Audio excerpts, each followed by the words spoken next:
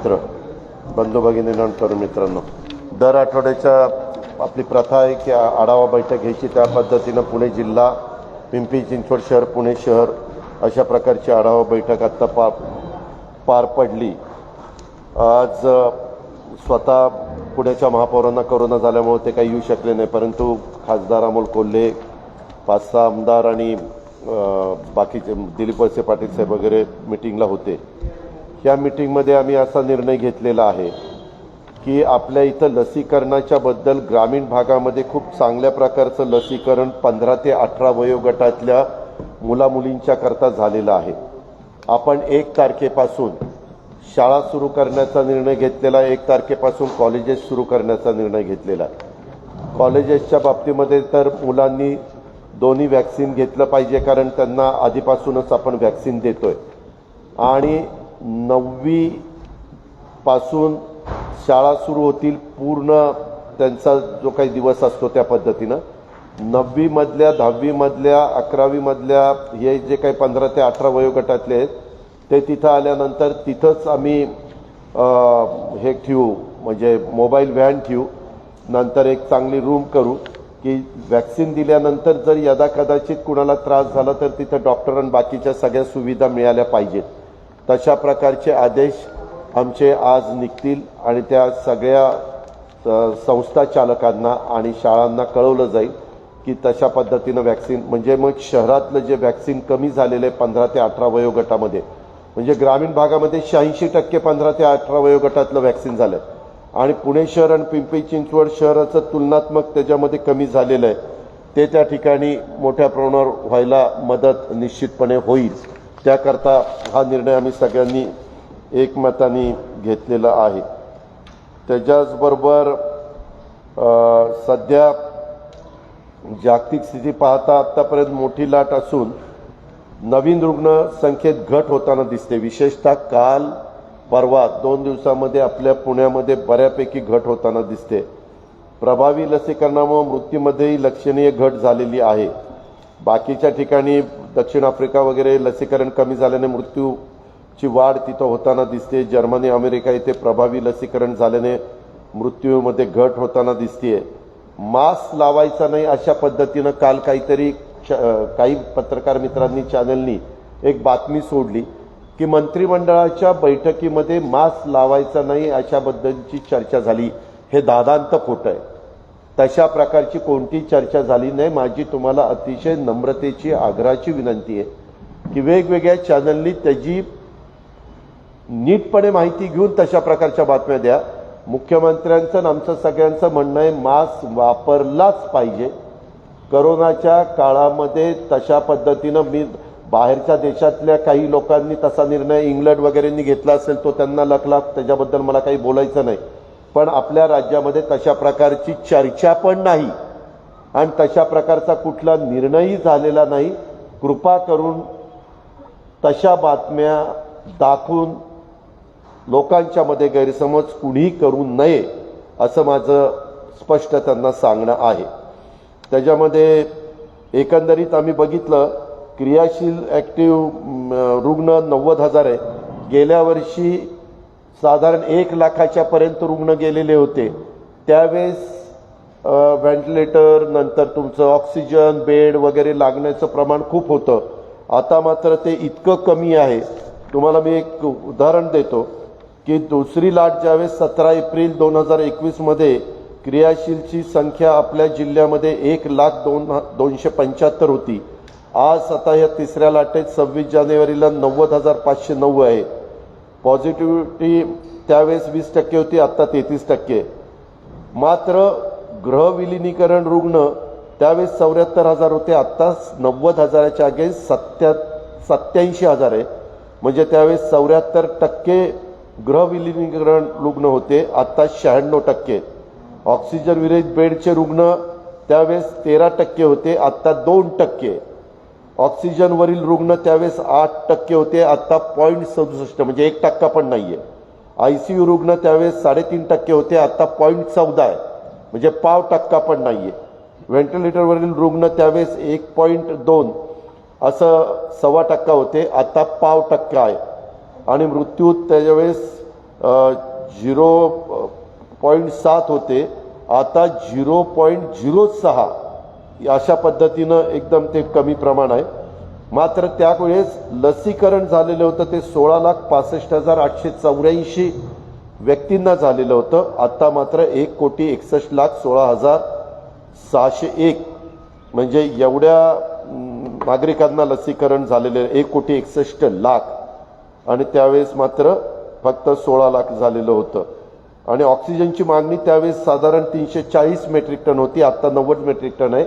आम्ही साधारण बघितलं आपल्या पुण्यामध्ये कोरोना नसला तरी 85 मेट्रिक टनची मागणी आपल्याकडे असणारे हॉस्पिटल्स आणि आपल्याकडे असणाऱ्या सुविधा आरोग्य विभागाच्या त्या पद्धतीनं बघितलं तर तेवढं लागतंच.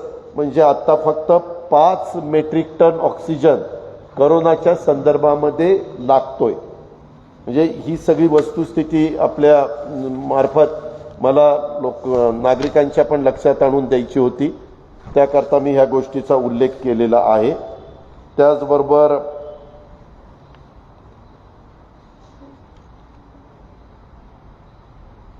देशात आम्ही साधारण बघितलं, आम्हाला जे प्रेझेंटेशन दाखवलं, देशामध्ये काही केरळ वगैरे काही राज्यांच्या मध्ये खूप मोठ्या प्रमाणावर रुग्णसंख्या वाढलेली आहे.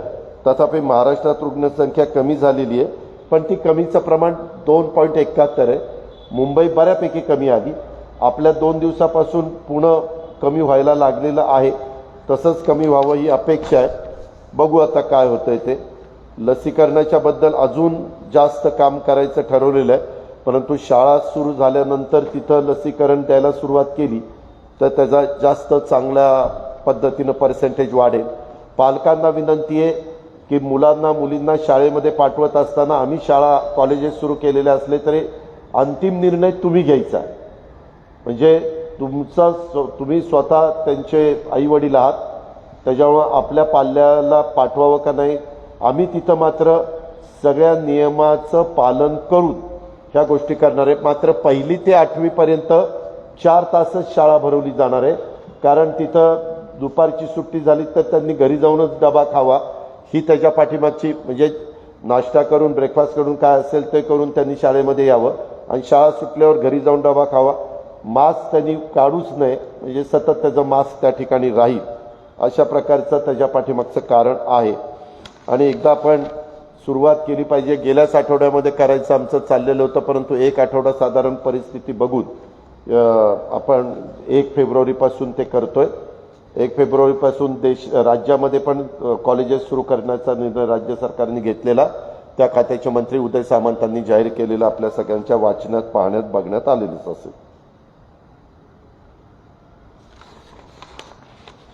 1ली ते 8वी हाफ डे शाळा सुरू राहील. 9वीच्या पुढं पूर्ण वेळ रेग्युलर शाळा त्या ठिकाणी सुरू राहील. तमा एक मिनिट माझं होऊ द्या, मी नंतर तुम्हाला सांगतो. अशा प्रकारची साधारण परिस्थिती आहे. आपल्याला काय विचारायचं असेल तर विचार. पर्यटनाच्या वेळेस पाठीमागच सांगितलेलं आहे की 50% जसं मॉलला बाकीच्याला सगळ्याला 50%चं आपण हे ठेवलेलं आहे, बंधन ठेवलेलं आहे, तशा पद्धतीनं ठेवायला. पण पर्यटनला जे लोक जातात तिथले जे काही हातगाड्या असतील, जिथं काही दुकानं बिकानं असतील ती तर आपण उघडलेलीच आहे.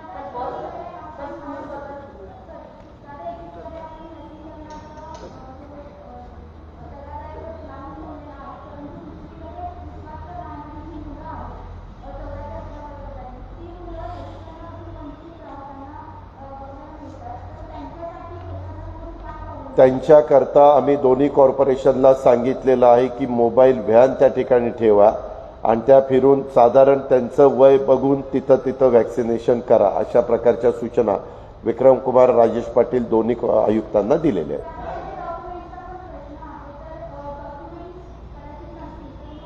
नाही, त्याच्यामध्ये ह्या सगळ्या अडचणी असतील तर त्याच्यामध्ये नवीन प्रश्न निर्माण होतील. जेवढं शक्य आहे तेवढं सगळ्यांना वॅक्सिन देण्याचा ह्या मध्ये प्रयत्न आम्हा लोकांचा राहणार आहे. आमच्याकडं आजही वॅक्सिन केलेल्यांची संख्या विद्यार्थ्यांची पुणे पिंपरी चिंचवडमध्ये कमी दिसते, ती मात्र वाढून. कारण काय झालं, त्याच्यामुळे जिल्ह्याचा ॲव्हरेज राज्याच्या ॲव्हरेजपेक्षा कमी दिसतंय. ग्रामीण भागात मात्र 86%. त्याच्या पाठीमागचं कारण मी कलेक्टर आणि विभागीय आयुक्तांना विचारलं. त्यांनी सांगितलं की आपण शाळेमध्ये आल्यानंतर तिथं पण ते देतोय, त्याचा परिणाम त्याचा झालेला आहे. आपल्या इथं शाळा सुरू नव्हत्या त्याकरता आता 1 तारखेपासून आपण शाळा सुरू करतो.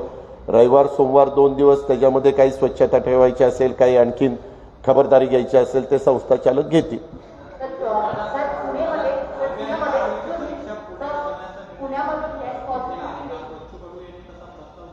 या संदर्भामध्ये आमच्या शालेय शिक्षण मंत्री वर्षाताई गायकवाड ह्याबद्दलचे निर्णय घेतील. निर्णय घेताना कुणीही मंत्री मुख्यमंत्र्यांच्या कानावर घालून मुख्यमंत्र्यांची संमती घेऊनच ते निर्णय घेत असतात. त्याच्यावर तशा प्रकारची अजून तरी काही चर्चा झालेली नाही. हा काय काय 1 आठवडा आपण 4 तास सुरू करतोय. पुढच्या आठवड्यामध्ये आपण आढावा घेऊ आणि त्याच्या संदर्भामध्ये सगळी परिस्थिती व्यवस्थित जर असेल, पॉझिटिव्हचं प्रमाण कमी, पेशंटचं प्रमाण कमी, तर मग जसं 9वी पासून रेग्युलर सुरू केलेलं आहे तसं करता येईल. पण 1 आठवडा मात्र 4 तासच आपण त्या ठिकाणी घेणार आहे.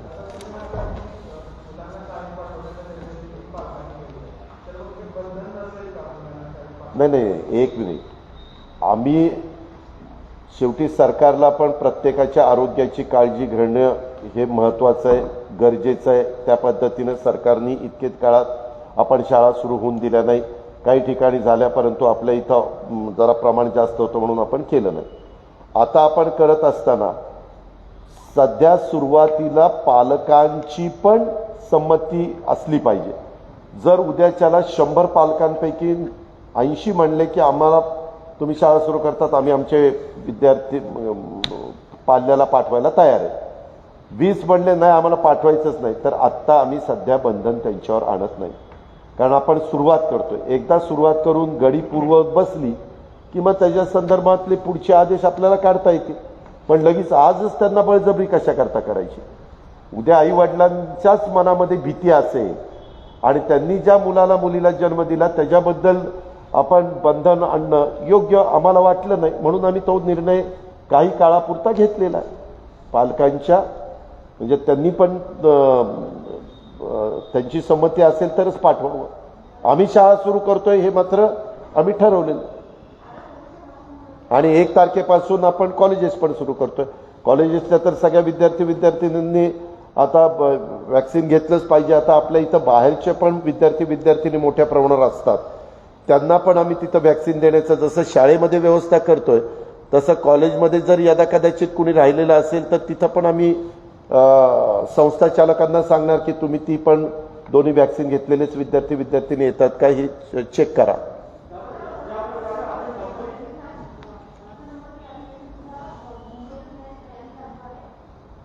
नाही ज्यावेळेस आपलं अधिवेशन मागचं संपलं त्यावेळेस अध्यक्ष महोदयांनी जाहीर करत असताना पुढचं अधिवेशन नागपूरला होईल असं जाहीर केलेलं आहे. आता त्याच्या संदर्भामध्ये पुन्हा निर्णय काय व्हायचा, काय घ्यायचा, काय नाही हा सर्वस्वी अधिकार कामकाज सल्लागार समितीचा असतो. तर तिथली परिस्थिती बघून आजच्या घडीला मला एक बातमी आत्ता अशी कळली, परंतु ती कन्फर्म न्यूज आहे का मला माहिती नाही, की काही देशातल्या जिल्ह्यांच्या मध्ये काळजी घेतली गेली पाहिजे. त्याच्यात 2 जिल्ह्यांचा नावं घेण्यात आली, नागपूर आणि पुणे, कारण तिचा पॉझिटिव्हचा दर जरा जास्त आहे म्हणून. परंतु ते मागच्या 26 तारखेच्या आधीच आहे. आपण जर बघितलं तर 27 तारीख, 28 तारीख, 29 तारीख ह्याच्यामध्ये आपलं प्रमाण बऱ्यापैकी खाली त्या ठिकाणी आलेलं आहे. आणि मी आकडेवारी पण सांगितले की किती जण व्हेंटिलेटरवर आहेत, किती जण ऑक्सिजन बेडवर आहेत, किती जण ICU मध्ये आहेत.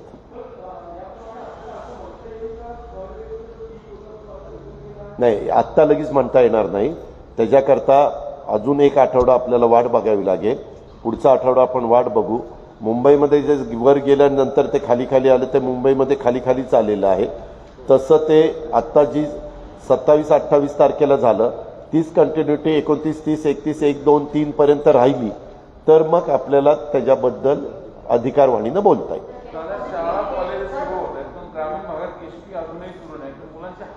एस टीच्या संदर्भामध्ये स्वतः अनिल परब साहेबांनी त्यांना शेवटचं आव्हान केलेलं आहे. त्याच्यामध्ये तुम्ही आता विषय काढला म्हणून मी पुन्हा एस टी कर्मचाऱ्यांना सर्वांनाच आग्रहाची नम्रतेची विनंती करतो की आता जे काही निर्णय घेतलेला आहे त्या निर्णयापासून आणखीन काही नवीन घडेल असं वाटत नाही. अर्थात तो अधिकार कोर्टामध्ये हायकोर्ट जे निकाल देईल, हायकोर्टाने त्याच्यामध्ये एक कमिटी नेमायला सांगितलेली होती, त्या कमिटीने अभ्यास करून हायकोर्टाला अहवाल दिलेला आहे त्या विलिनीकरणाच्या बाबतीमध्ये. त्याच्याबद्दल हायकोर्ट काय निर्णय द्यायचा देईल. परंतु कामगार न्यायालयाने अनेक निर्णय दिलेले आहेत. त्या निर्णयाच्या संदर्भामध्ये आता कामगारांनी पण फार टोकाची भूमिका न घेता समंजस भूमिका विद्यार्थ्यांच्या करता आणि सर्वसामान्य गोरगरीब प्रवाशांच्या वाहतुकीच्या करता घेतला पाहिजे. त्यांना इतके दिवस पगार कमी होते, आता पगार बऱ्यापैकी आपण वाढवलेले आहेत. त्याच्यामुळे आता हे सगळा जो काही संप आहे तो संपून पूर्व पदावर एस टीने कामकाज सुरू करावं अशी आमची अपेक्षा आहे.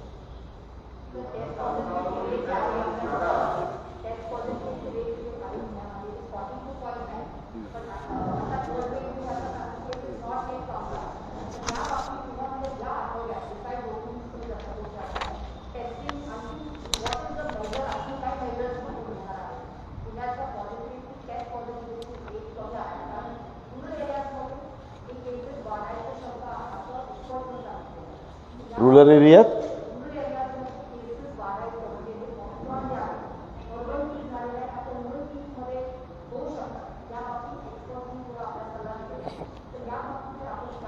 आज इथल्या टास्क फोर्सचे जे प्रमुख आहेत डॉक्टर कदम साहेब त्यांना विचारून आणि सगळ्यांनाच आम्ही विश्वासात घेतलं.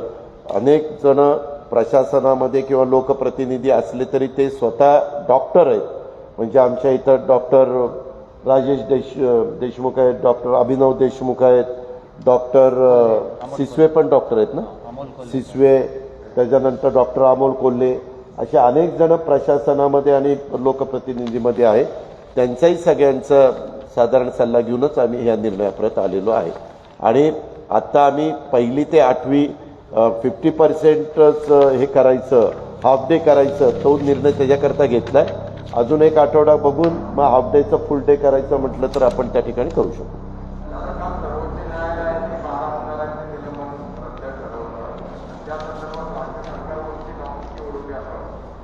त्याच्यामध्ये हा निर्णय घेतलेला होता, हा विधिमंडळाने घेतलेला होता. विधिमंडळाच्या तुम्हालाही सगळ्यांना पत्रकार मित्रांना माहिती आहे की आपल्याकडं ज्यावेळेस सिस्टीम तयार करण्यात आलेली त्यावेळेस पार्लमेंटचं काय काम, पार्लमेंटला काय अधिकार, वेगवेगळ्या राज्यातल्या विधिमंडळाला काय अधिकार, त्यांना काय काम, त्यांना काय कायदे करण्याचा, कुठले कायदे करता येतात, हे सगळं आजपर्यंत दिलेलं आहे. त्याच्याबद्दल जो काही निकाल लागलेला आहे कायदे तज्ज्ञांशी चर्चा करून आमचे तिथले सभापती आहेत, तिथले उपसभापती आहेत, तिथले अध्यक्ष आहेत, प्रभारी, हे सगळेजण त्या बाबतीतला निर्णय त्या ठिकाणी कायदे तज्ज्ञांशी चर्चा करून घेतील. अर्थात त्यांचा, कारण तो कॅम्पस त्यांच्या अखत्यारीमध्ये असतो, तर त्याबद्दल ते ठरवतील. परंतु सुप्रीम कोर्टाचा निकाल लागलेला आपण सगळ्यांनी पाहिलेला आहे. मी ज्यावेळेस न्यायव्यवस्था अशा पद्धतीनं देते त्यावेळेस आमच्यासारख्यांनी त्याच्याबद्दल काही बोलणं हे उचित नाही.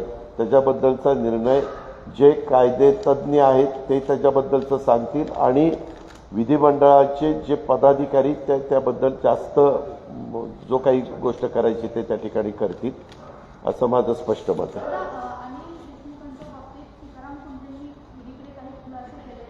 मला त्याच्याबद्दल काही माहिती नाही.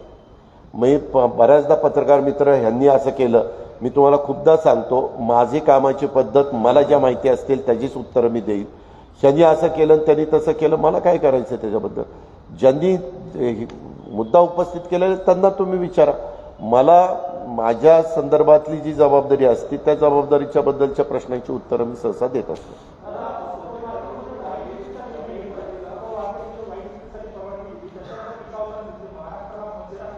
आपल्यामध्ये कारण नसताना गैरसमज करण्यात आलेला आहे. वाईन आणि दारू ह्याच्यामध्ये जमीन आसमानाचा फरक आहे. वाईन अनेक वर्ष आपल्या राज्यातले अनेक शेतकरी वेगवेगळ्या प्रकारची फळं तयार करतात आणि त्याच्यातून द्राक्षामधनं वाईन तयार होते, त्याच्यामध्ये काजूमधनं वाईन तयार केली जाते, त्या संदर्भामध्ये असे अनेक प्रकारची फळं आहेत की त्याच्यातून वाईन तयार केली जाते. आता आपल्या इथं वाईन पिणाऱ्यांचं प्रमाण हे अतिशय अल्प आहे. जेवढं वाईन तयार होती तेवढी वाईन आपल्या राज्यामध्ये खपत नाही. कदाचित ती आजूबाजूच्या राज्यामध्ये खपत असेल, काही कदाचित परदेशात एक्सपोर्ट पण होत असेल. परदेशामध्ये काही देश हे पाण्याच्या ऐवजी वाईनच पितात, हे आपल्यालाही सगळ्यांना माहिती आहे. पण एक गोष्ट, काहींनी जाणीवपूर्वक मध्यराष्ट्र अमुक तमुक एवढं त्याला एक वेगळ्या प्रकारचं महत्त्व दिलेलं आहे किंवा आणखीन काही केलेलं आहे. शेवटी आम्ही पण सरकारमध्ये काम करत असताना जनतेचं नुकसान होईल किंवा आणखीन काही होईल. आता सुविधा देणं वेगळं. मी तुम्हाला मध्य प्रदेशची जर माहिती दिली पण पुन्हा तुम्ही म्हणाल हे कसं काय, मग तुम्ही मध्य प्रदेशचं कशाला उदाहरणं देता. मध्य प्रदेशनी तर घरपोचच्या संदर्भातले निर्णय घेतलेले. ठीक आहे, ते त्यांना लागला, जनतेने दिलेलं ते मुख्यमंत्री आणि मंत्रिमंडळ आहे त्यांनी तो निर्णय घेतला. त्याच्याबद्दल अनेक वर्षाची त्यांची मागणी होती आणि ती मागणी त्याच्यामध्ये दारू नाही वाईन विकण्याच्या करता काही नियम अटी घालून परवानगी दिलेली आहे. अर्थात त्याची अंमलबजावणी पुढच्या कॅबिनेटला त्याचे मिनिट्स कन्फर्म झाल्यावर त्या ठिकाणी होणार आहे. पण काही लोकांनी त्याच्यामध्ये व्हिडिओ क्लिप वगैरे काढून खूप काही सरकारला बदनाम करण्याचा प्रयत्न, सरकारच्या बद्दल अतिशय लोकांच्या मनात गैरसमज करण्याचा प्रयत्न तो त्या ठिकाणी चालवलेला आहे. ही वस्तुस्थिती माझ्या पण पाहण्यात आलेली आहे. आता या सगळ्याचा साकल्याने विचार करून ते मिनिट्स कन्फर्मच्या वेळेस निर्णय होईल.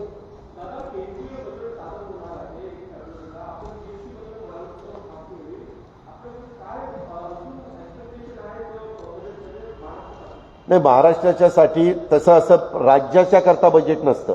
देशाचं बजेट देश डोळ्यासमोर ठेवून देशातले अर्थमंत्री सादर करतात. मी काल सगळी आढावा परत घेतला तर आत्तापर्यंत आपले 30,000 कोटी रुपये GST येणं बाकी आहे. परंतु तो आत्ता यायला पाहिजे होता, तो न येता कदाचित तो पुढं जरा सरकेल, कदाचित 31 मार्चच्या पुढं पण काही रक्कम त्याच्यामध्ये येऊ शकेल. आता 5 वर्षाचं जे काही बंधन होतं ते संपलेलं GST येऊन. त्या 5 वर्षाच्या काळामध्ये प्रत्येक राज्याला किती पैसे द्यायचं ठरलेलं होतं त्या पद्धतीनं त्यांनी दिले.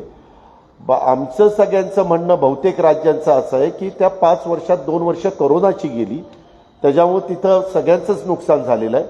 तर ती 2 वर्ष पुढं आणखीन वाढवून दिले तर ते बरं होईल. आता ह्याबद्दल काय 1 तारखेला निर्णय होतो त्याच्याकडे सगळ्यांचं लक्ष आहे, त्यावेळेस आपल्याला कळेल. परंतु आम्ही जिथं मागणी जे काही GST काउन्सिल असतं, जो काही पत्रव्यवहार करायचा असतो तशा पद्धतीनं केलेलं आहे, तशा पद्धतीनं सांगितलेलं आहे. आता त्याच्यामध्ये त्यांची पण काही अडचण असेल, मी जसं आम्ही सांगतोय आमची अडचण आहे तसे त्या 2 वर्षाच्या कोरोनाचा फटका केंद्राला पण त्यांच्या एकंदरीत अर्थव्यवस्थेला बसलेला असणारच. त्याला काही कुणी ज्योतिषांनी सांगायची गरज नाही. त्याच्यामुळे ह्या सगळ्याचा साकल्याने विचार करून केंद्र सरकार निर्णय घेईल. ओके, धन्यवाद.